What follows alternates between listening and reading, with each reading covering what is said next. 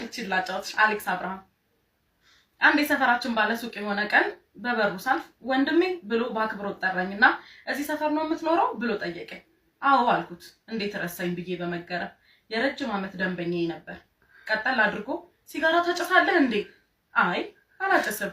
አቁመህ ነው? አይ ከመጀመሪያውም አላጨስም። ጫትስ ትቅማለህ እንዴ? አልቅምም። አቁመህ ነው እንዴ? ቅሜ አላውቅም። ለምንድን ነው ግን የምትጠይቀኝ አልኩኝ ገርሞኝ።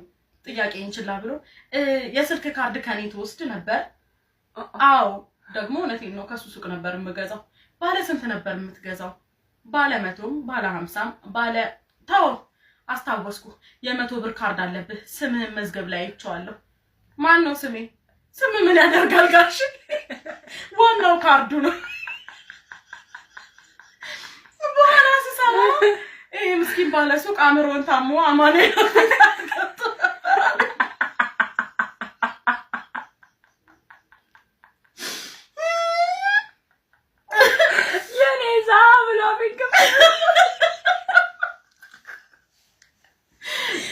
ነበር ሱቅ ውስጥ ለረጅም ጊዜ ማያት እና ዘለግላለ ጊዜ ታሞ ከአማኑኤል ተሽሎት ወጣ። ሁሉ ነገር ተስተካክሎ አንድ ነገር ብቻ ትንሽ ልክ አልመጣለትም እየተባለ ይወራል። ማንኛውም በሱቁ በር የሚያልፍ ሰው ዱቤ ወስዶ ያልከፈለው ይመስለው ነበር። እያስቆመ አጭር መስቀለኛ ኢንተርቪው ያደርጋል። ከምንም በላይ ግን ያሳቀቀን እትዬ ማርታን ጠርቶ የጠየቃት ጥያቄ ነው።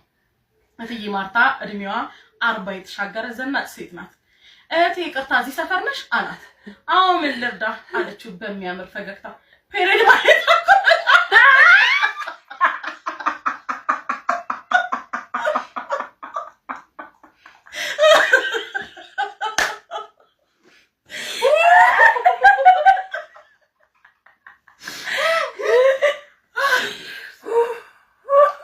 ፔሬድ ማለት አቁመሻል እንዴ ወይስ ታለሽ? አበደች።